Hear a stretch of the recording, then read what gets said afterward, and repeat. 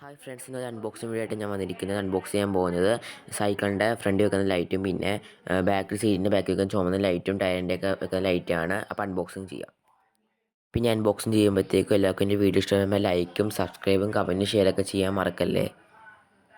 അപ്പോൾ മച്ചന്മാരെ, ഫസ്റ്റ് വരുന്നത് സൈക്കിളിൻ്റെ ടയറിൻ്റെ അവിടെ വെക്കുന്ന 2 ലൈറ്റാണ്. എയർ അടിക്കുന്ന അവിടെ 2 ലൈറ്റും പിന്നെ 2 കറുത്ത സാധനം കൊണ്ട് മുറുക്കാനുള്ളത്. പിന്നെ ഈ ലൈറ്റ് കത്തണമെങ്കിൽ അടിയിലത്തെ ഒരു സാധനം ഊരിയിട്ട് ഒരു പ്ലാസ്റ്റിക്കിൻ്റെ സാധനം കളയണം, എന്നാൽ ഈ 2 ലൈറ്റും കത്തുകയുള്ളൂ. അതേപോലെ ഞാൻ 2 ലൈറ്റിൻ്റെ ആ സാധനം ഊരി കളഞ്ഞിട്ടുണ്ട്. ഇപ്പോൾ രണ്ടെണ്ണം ഇങ്ങനെ കറങ്ങുമ്പോഴാണ് കത്തുന്നത്. ഈ വെക്കാനുള്ള വീഡിയോ അടുത്തേ കാണിക്കും, എല്ലാം വെക്കാനുള്ള വീഡിയോ. അപ്പോൾ അടുത്ത വരുന്നത് സൈക്കിളിൻ്റെ ലൈറ്റൊക്കെയാണ്.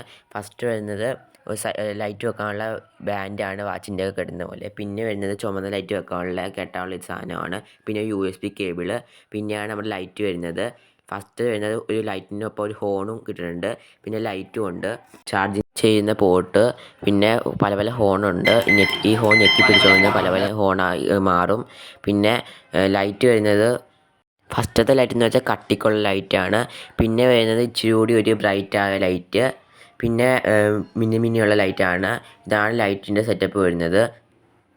ഇപ്പോൾ ലൈറ്റ് നമുക്ക് മാറ്റി വെക്കാം. അടുത്തത് വരുന്നത് ചുമന്ന സീറ്റിൻ്റെ അവിടെ വെക്കാനുള്ള ലൈറ്റാണ്.